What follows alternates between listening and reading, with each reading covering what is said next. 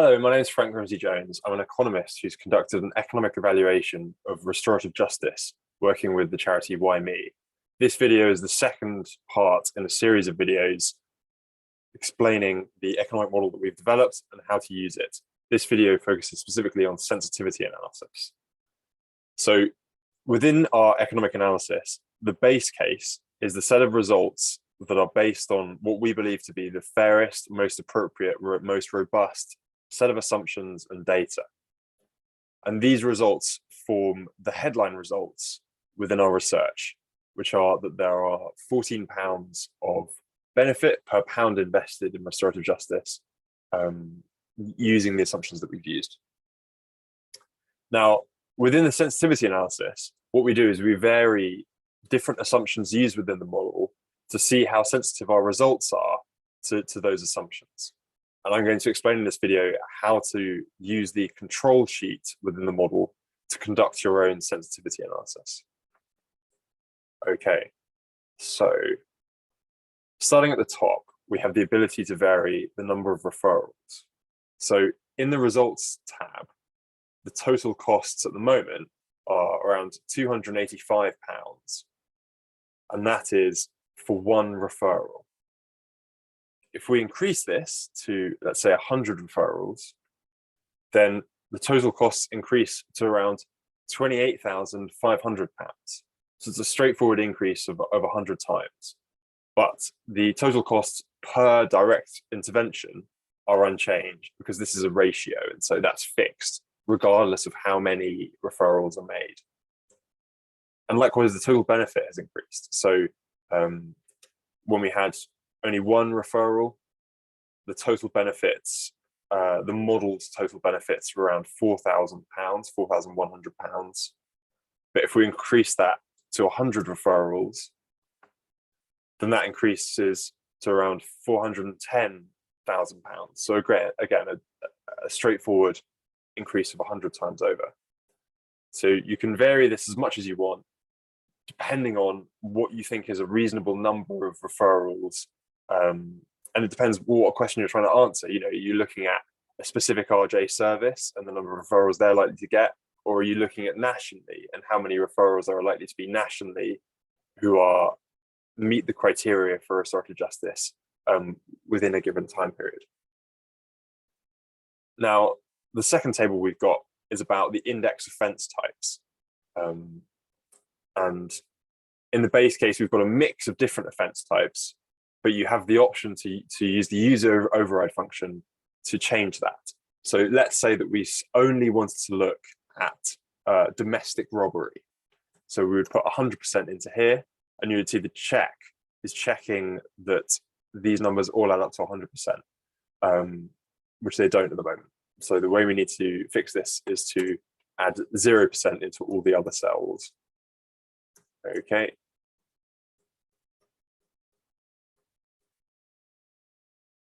There we go. And now you can see that the check is adding up to 100%. It's no longer red. All cases that we're using it within this sensitivity analysis are robbery. And you can see that that's had a modest impact on the cost-benefit ratio. But the costs are unchanged because the costs are independent of the index offence type within this model.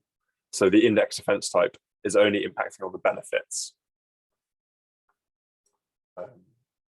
Okay, and again, you could vary that depending on you looking at national. Is the national picture changing on different mix of offence types, or you could look at a particular RJ service and the types of cases that they're getting referred in over a yearly basis. Moving down the sheet, we've got the rate of attrition. So not all cases referred for a restorative justice intervention will progress to participating in a restorative justice intervention. A number of cases will drop out along the way. Now, this could be cases dropping out of the referral stage because it's immediately obvious that they're not appropriate, or because there's just no engagement. It could be cases dropping out of the assessment and consent stage. So that could be either they failed a risk assessment, or it could be one party is consenting and really wants to engage in restorative justice, but the other party can't be contacted, there are logistical issues of making contact, data protection issues, or merely they just don't consent. And then finally, of the cases that do progress to an intervention, some of those interventions will be a direct restorative justice intervention, so direct contact between victim and offender, harm and harmer, and some will be indirect, where there's a restorative justice practitioner facilitating back and forth two-way communication that is not direct, such as exchange of letters, things like that, or shuttling, where they're going back and forwards with messages. And again, this is something that we can vary. So at the moment, the data that we've got in here was from a particular RJ service within a particular police force area. But you could assume, for example, that instead of saying that 41% of referrals lead to an assessment, you could reduce that. So you could say only 20% of referrals lead to an assessment, or you could increase it and say that 80% of referrals lead to an assessment. And then likewise at the assessment stage, here we're saying that 2/3 of the cases that were assessed resulted in some kind of intervention. Now again, that could be higher, that could be 90%, that could be lower, it could be 10%. And then finally, here we're saying that of the cases that did engage in a restorative justice intervention, 1/3 of those constituted direct contact between both parties, or all parties, and the rest, the majority, were indirect. There was no direct contact. And again, that's something that you can vary, and that will have an impact on the costs and also on the benefits contained within this table here. Moving down the sheet. So in the base case, we've assumed that there are no economic benefits to the index victim as a result of engaging with restorative justice.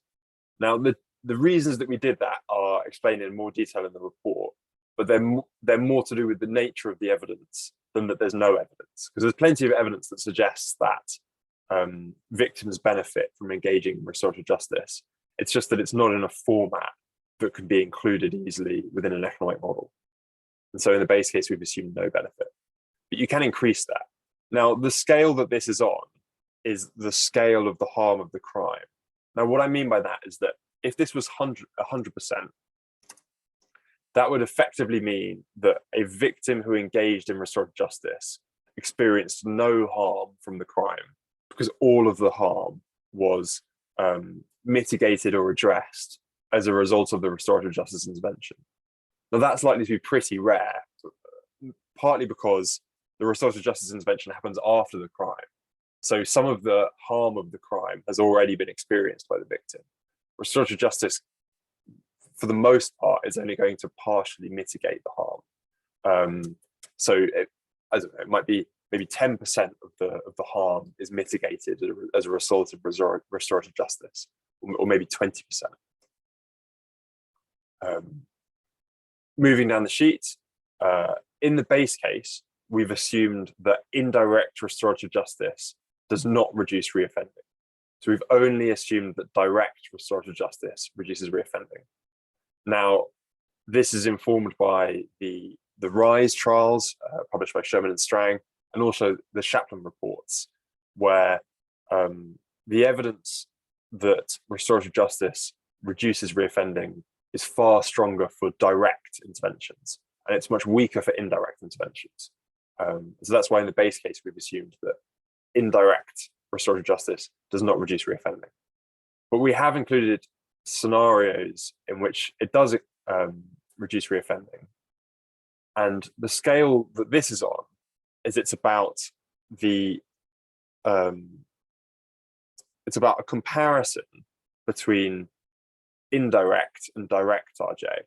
So if this was 100%, what that would mean is that the effectiveness of indirect RJ is the same as direct RJ.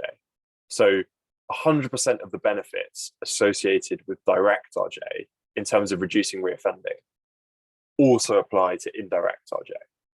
That would be a very strong assumption because the evidence is far stronger for direct RJ. And so there's lots of evidence to suggest that it's likely to be more effective than indirect RJ.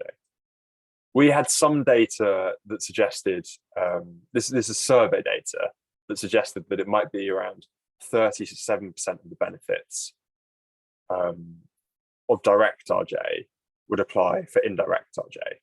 So we've included that as a scenario, but you can choose a value that you think is plausible and include it here. Finally, we've got the time horizon of the model. So in the base case, we've assumed that restorative justice reduces reoffending for 1 year. And again, that's informed by the best available evidence.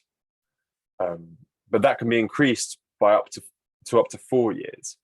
And the longer the benefit of restorative justice in reducing reoffending, the greater the economic benefits.